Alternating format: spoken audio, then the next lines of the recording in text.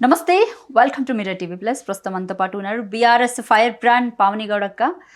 అయితే కాళేశ్వరం ప్రాజెక్ట్కి సంబంధించి పీసీ ఘోష్ కమిషన్ వేయడం జరిగింది. ఆ కమిషన్కి సంబంధించి ఇటు కేసీఆర్, ఈటెల రాజేంద్ర అండ్ అలాగే హరీష్ రావు కూడా దానికి అటెండ్ అవ్వడం జరిగింది. రైట్, పీసీ ఘోష్ కమిషన్ నివేదిక ఏదైతే 600 పేజీలు ఉందో దాన్ని కాస్త 60 పేజీల వరకు కుదించి 60 పేజీలు మాత్రమే బయట పెట్టడం జరిగింది. రైట్, ఒక్కసారి అంటే తెలుసుకునే ప్రయత్నం చేద్దాము ఏం జరిగింది కాళేశ్వరం విషయంలో. ఎందుకంటే ఇప్పుడు ఇదే బాగా హాట్గా నడుస్తుంది.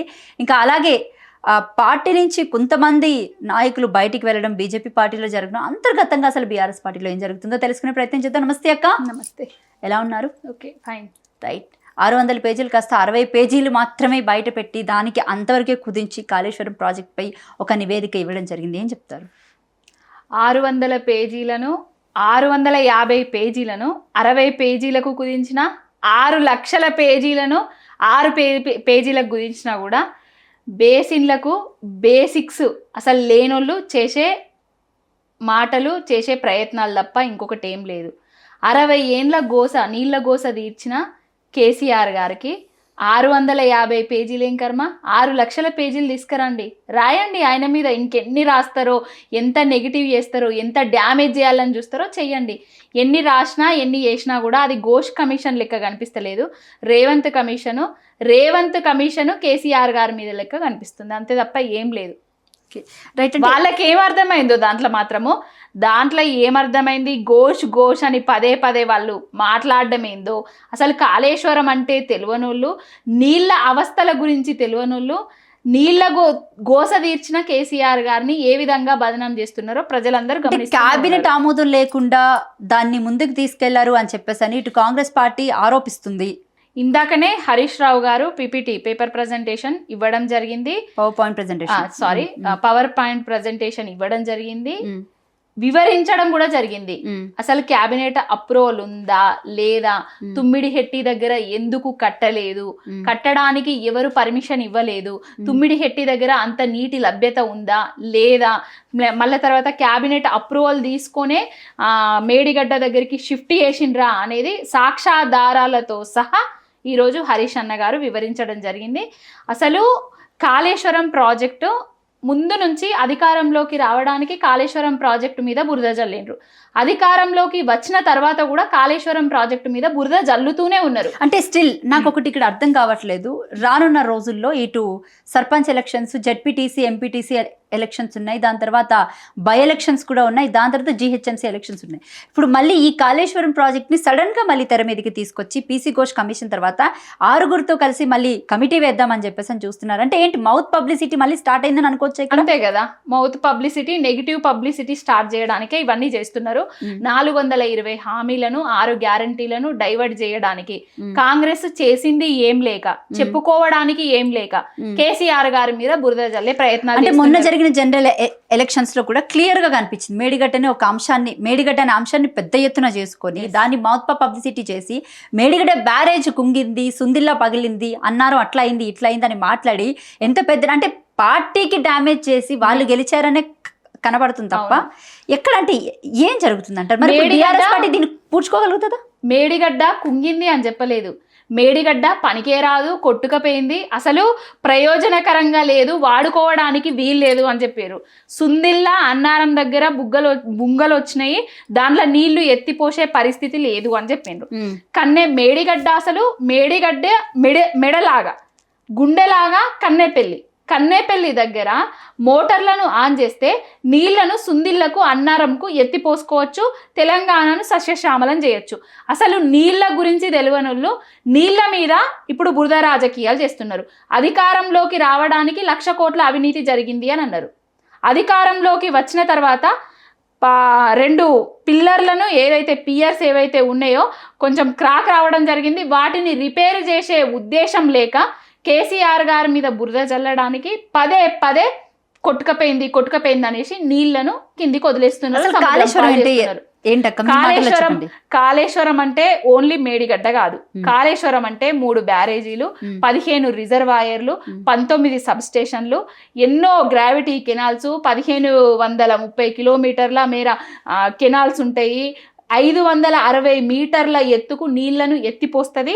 140 టీఎంసీల నీటి వినియోగం ఉన్నది. వీటన్నిటి గురించి తెలియనోళ్ళు అసలు కాళేశ్వరం కుంగిపోయింది కొట్టుకపోయింది అన్నారు కదా, అసలు కాళేశ్వరం పనికి రాదు అన్నారు కదా. నిన్నటికి 2 రోజుల క్రితము నందిమేడారం దగ్గర పంపును ఆన్ చేయడం జరిగింది. ఉత్తమ్ కుమార్ రెడ్డి గారి పర్యటన ఉన్నదనేసి. ఆ నందిమేడారం ఎక్కడిది? కాళేశ్వరంలో అంతర్భాగం కదా. మళ్ళా రామడుగు దగ్గర పంపులను ఆల్ చేయడం జరిగింది. అదెక్కడిది? కాళేశ్వరంలో అంతర్భాగం కదా.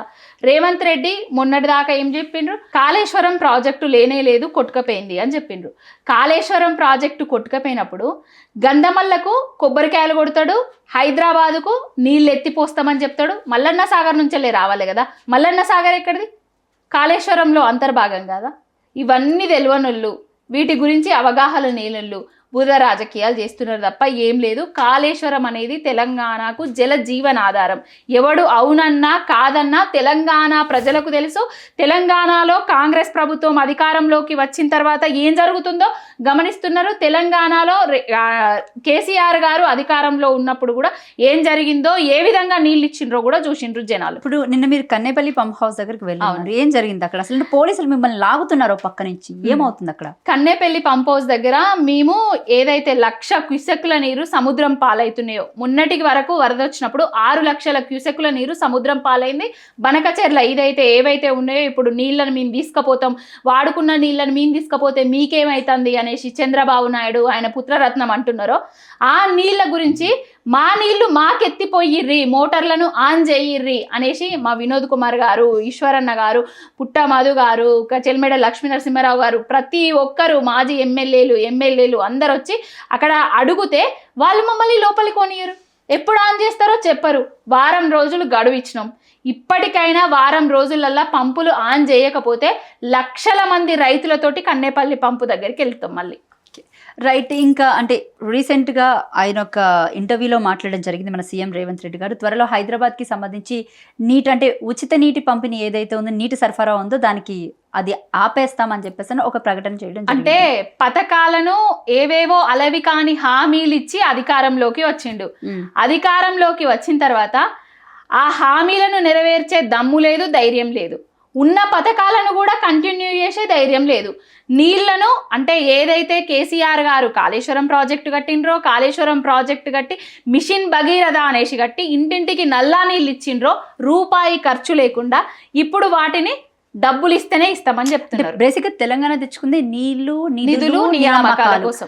అసలు నీళ్లు మొన్నటి దాకా చెప్పాలంటే గత 10 ఏళ్ల కిందటి చూసుకుంటే నీళ్ల గురించి తెలంగాణ ప్రజలు ఏ రకంగా ఇబ్బందులు పడ్డారో, అలాగే 60 ఏళ్లల్లా తెలంగాణలో రైతన్నలు పట్టుకొని ఏ విధంగా ఇబ్బంది పడ్డారు అంటే, గోదావరి తలాపున వారుతుంది గోదావరి, నా సేను నా సెలక ఎడారి అని పాడుకున్నారు.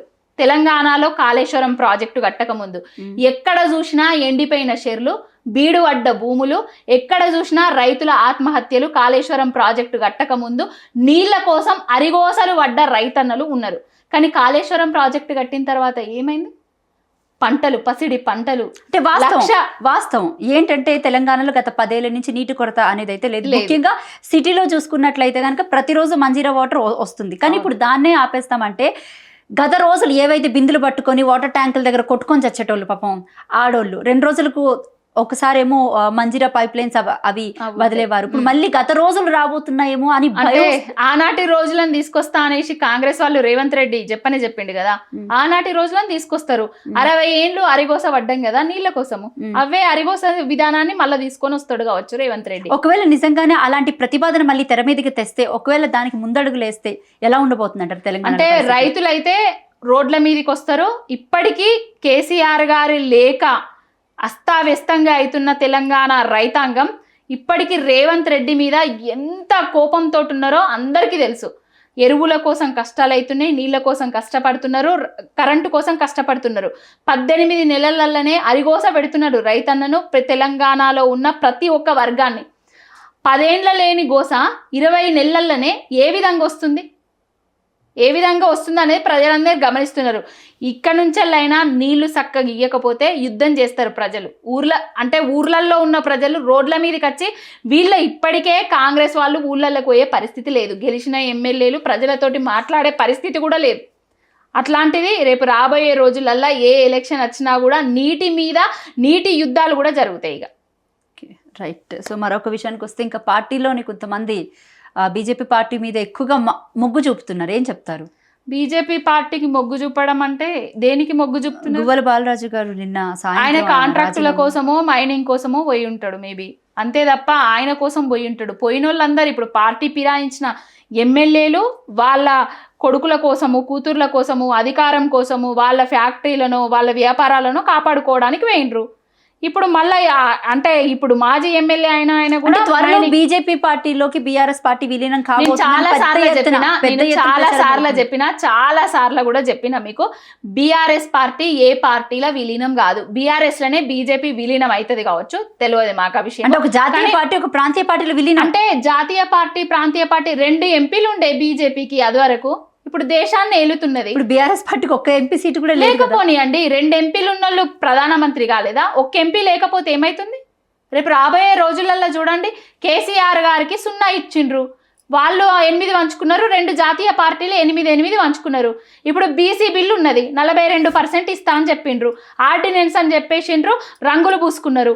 ముస్లింల పేరు చెప్పేసి బీసీలకు బీజేపీ వాళ్ళు ఇస్తలేరు, వీళ్ళేమో ఇస్తున్నాము మేము వాళ్ళ దగ్గర కొట్లాడుతున్నాం అనేసి కాంగ్రెస్ వాళ్ళు చెప్తున్నారు. ఇప్పటి వరకు రేవంత్ రెడ్డి అనేటైనే బీసీల గురించి కానీ ప్రధానమంత్రిని కానీ కలిసింది ఉన్నదా? బీసీల గురించి ఆయన స్వప్రయోజనాల కోసం పోయి కలుస్తున్నాడు తప్ప వాళ్ళని వీళ్ళను బీసీల గురించి మాట్లాడింది కలిసింది ఏమన్నా ఉన్నదా? ఈ రోజు పోయి ఏదో ఢిల్లీలో జంతర్ మంతర్ అది అని చెప్తున్నారు కదా, 8 మంది 16 మంది ఎంపీలు ఉన్నారు తెలంగాణ నుంచి వెళ్ళి. మరి 16 మంది కొట్లాడండి, పార్లమెంటును స్తంభింపజేయండి, బీసీలకు 42% రిజర్వేషన్ ఇవ్వాల్సిందే అని మాట్లాడండి. 0 ఇచ్చిర్రు, మీకు ఒక్క ఎంపీ లేడు అది అని చెప్తున్నారు కదా.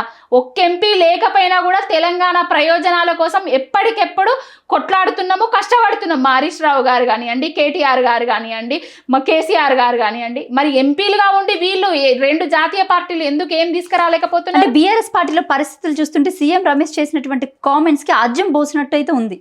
సీఎం రమేష్ అనేటోడు ఆయనే వాషింగ్ పౌడర్ నిర్మల అంటోడు. ఆయన ఏంటంటే ఆయన మీదున్న కేసులను మాఫీ కావడానికి బీజేపీ పార్టీలకు వేయండు. ఆయన గురించి ఎక్కువ మాట్లాడాల్సిన అవసరం లేదు. ఆయన సీఎం రమేష్ పేరుకే సీఎం తప్ప ఆయన దగ్గర ఏం లేదు. నారా చెప్పినట్టుగా నడుచుకునే ఒక కుక్క. అంటే గువ్వల బాలరాజు కాల్ రికార్డింగ్ ఏదైతే ఉందో త్వరలో బీఆర్ఎస్ పార్టీ బీజేపీ విలీనం కాబోతుంది. సో నేను ముందుగానే వెళ్ళిపోతున్నాను. ఇప్పుడు బీజేపీ పార్టీ బీఆర్ఎస్ పార్టీ బీజేపీలో విలీనం అయితే ఒకవేళ ఎవరి మాట వింటారండి? ఎవరి మాట వింటారు? రేపు కేసీఆర్ గారి మాట వింటారు, గువ్వల బాలరాజు మాట అయితే విన్నారు కదా. బీఆర్ఎస్ పార్టీ విలీనం అవుతుంది కాబట్టి ముందే నేను పోతానా, నా ప్రయోజనం కోసం అని చెప్తున్నాడా? ఇదంతా ఏంటంటే జనాలను ఏమార్చడానికి, టాపిక్ డైవర్ట్ చేయడానికి 2 జాతీయ పార్టీలు కలిసి బీఆర్ఎస్ పార్టీని లేకుండా చేద్దామనే ఉద్దేశంతో ఇవన్నీ చేస్తున్నారు. ప్రజలల్లా ఏదో ఒకటి న్యూస్ నానాలే అనేసి, అంతే తప్ప కాంగ్రెస్ వాళ్ళు 420 హామీలను 6 గ్యారంటీల నుంచి 421 హామీలు 421 హామీలు 6 గ్యారంటీల నుంచి తప్పించుకోవడానికి వాళ్ళు కమిషన్లు అవి అనేసి వాళ్ళు వేస్తున్నారు. ఇక జాతీయ పార్టీ అయిన మళ్ళీ బీజేపీ అధికారంలో ఉన్న పార్టీ తెలంగాణకు ఏమి ఇవ్వకున్నా కూడా వాళ్ళు వస్తున్నారు వీళ్ళు వస్తున్నారు రేపు రాబోయేది మాదే అనేసి వాళ్ళు చెప్పుకుంటారు. కాళేశ్వరం విషయంలో నిజంగానే అంటే త్వరలో కేసీఆర్ జైలుకి వెళ్ళబోతాడు అని చెప్పేసి ఒక కామెంట్ కూడా చేయడం జరిగింది. అంటే కేసీఆర్ గారు జైలుకు వెళ్ళబోతారు అనే వాళ్ళు కూడా రేపు జైలుకి వెళ్ళబోతారు. ఎందుకంటే అన్ని పర్మిషన్లు తీసుకొని అందరి దగ్గరికి పోయి కాళేశ్వరం ప్రాజెక్టును కట్టిండ్రు. ఇప్పుడు పోలవరంలో గోదావరి మీదనే పోలవరం ప్రాజెక్టు కూడా కట్టిండ్రు, కాళేశ్వరం మీదనే గోదావరి మీదనే కాళేశ్వరం ప్రాజెక్టు కూడా కట్టిండ్రు. 2 పియర్స్ ఊలిపోతే అంటే కుంగుతనే వీటి మీద కమిషన్ NDSA రిపోర్టు అది ఇది అని వచ్చింది కదా. మరి అక్కడ కాపర్ డ్యాము డయాఫ్రమ్ వాళ్ళు కొట్టుకపోయింది, మరి దానికి ఎందుకు NDSA రాలేదు? మరి అక్కడ కూడా కేసులు కావాలి కదా. SLBC విషయానికి వస్తే కూడా ఎవరు పట్టించుకోవాలి. SLBCలో 8 మంది చనిపోయి ఉన్నారు, వాళ్ళని ఇప్పటి వరకు శవాలను కూడా బయటికి తీయలేదు. మరి వాళ్లకు ఎన్ని కమిషన్లు వేయాలి, వాళ్ళ మీద ఎంత యాక్షన్ తీసుకోవాలి, ఎంతమంది జైలుకోవాలి? మరి పెద్దవాగు కొట్టుకోయింది, వట్టెం కొట్టుకపోయింది, ఇవన్నిటి మీద కమిషన్లు లేవు. ఓన్లీ కేసీఆర్ గారి మీద, ఓన్లీ కాళేశ్వరం మీద. ఏమన్నంటే కేటీఆర్ ఈ ఫార్ములా అంటారు, ఏమన్నంటే కాళేశ్వరము కేసీఆర్, ఇవి తప్ప వేరే ఏం లేదు. రెండు జాతీయ పార్టీలు కలిసి కేసీఆర్ గారిని లేకుండా చేద్దామనే ఉద్దేశంతో ఇవన్నీ చేస్తున్నారు. నిజాలేంది అబద్ధాలేంది అనేసి తెలంగాణ ప్రజలు తెలుసుకుంటున్నారు. అర్ధసగం పూర్తి చేసుకున్న సీఎం రేవంత్ రెడ్డి గారు ఢిల్లీ టూర్ విషయానికి వస్తే ఈరోజు 51సారి మళ్ళీ మన బీసీ రిజర్వేషన్స్ ఆర్డినెన్స్ మీద చర్చిద్దామని చెప్పి అంటే 3 రోజుల ధర్నా కోసం అని పోయిన్నారు. ఏం చెప్తారు మరి? అంటే బీసీలకు కామారెడ్డి డిక్లరేషన్ సాక్షిగా 42% అధికారంలోకి రాగానే బీసీ కమిషన్ నివేదిక ఆధారంగా 6 నెలల్లోపే 42% రిజర్వేషన్ ఇస్తా అని చెప్పిండు. ఆనాడు జంతర్ మంతర్ దగ్గర ధర్నాలు చేసి తీసుకొస్తా అని చెప్పలేదు. ఆనాడు అక్కడికి పోయి ఇక్కడికి పోయి కొట్లాడతా అది ఇది అనేసి ఏం చెప్పలేదు. నేను తీసుకొస్తా, నా మీద అది ఉంచుండ్రి, నమ్మకం ఉంచండ్రి అని చెప్పిండు. సిద్ధరామయ్యను కూడా తీసుకొచ్చిండు. ఇప్పుడు మళ్ళా అసలు ఆయనకు ఇచ్చే ఉద్దేశమే లేదు. ఇచ్చే ఉద్దేశం ఉండేది ఉంటే కులగణన సర్వే చేసిండు కదా, ఆ రిపోర్టును బయట పెట్టమని చెప్పండి. ఇప్పటికి పెట్టిండ్రా? అసలు నివేదిక ఇచ్చిండ్రా? అఖిలపక్ష సమావేశాలు జరిపిండ్రా? అన్ని పార్టీలతోటి కలిసి క్యాబినెట్ ఏమన్నా మీటింగ్స్ పెట్టిండ్రా? అది లేదు, ఇది లేదు. మేము బీసీలకు 42% ఇస్తాం, బీజేపీలో ఒప్పుకుంటలేరు, అందుకే నేను పోయి జంతర్ మంతర్ దగ్గర ధర్నా చేస్తున్నా. ఇది అన్ని డైవర్షన్ కోసమే, ఇచ్చే ఉద్దేశం లేక బీజేపీ వాళ్ళు ఒప్పుకోవట్లేదంటే 10% అంటే ముస్లింస్ కి సంబంధించి కేటాయిస్తున్నాం అన్న మాటని వాళ్ళు వ్యతిరేకిస్తున్నారు. ఎందుకంటే చిత్తశుద్ధి ఉండేది ఉంటే, కాంగ్రెస్ కి చిత్తశుద్ధి ఉండేది ఉంటే ఈ రిజర్వేషన్ల బాధ తీసుకొచ్చింది కాంగ్రెస్ వాళ్ళే కదా. 60 ఏళ్ళ గోసం తీర్చలే వాళ్ళే కదా. ఈ బీసీలను నిండా ముంచింది వాళ్ళే కదా. ఇప్పుడు కాంగ్రెస్ కు చిత్తశుద్ధి ఉంటే 10% ముస్లింలకు ఇయ్యండ్రి, మా 42% మాకు ఇయ్యండ్రి, దానిలో పోయేదేమున్నది? 42% వీళ్ళకే ఇస్తున్నాం అనేసి బీజేపీ వాళ్ళకి చెప్పండి, 10 ముస్లింలకు ఇస్తున్నామని చెప్పండి. అసలు ఆర్డినెన్స్ వల్ల వచ్చిన ఇబ్బంది ఏంటక్క? ఆర్డినెన్స్ వల్ల ఇచ్చేది కాదు, పోయేది కాదు ముచ్చట.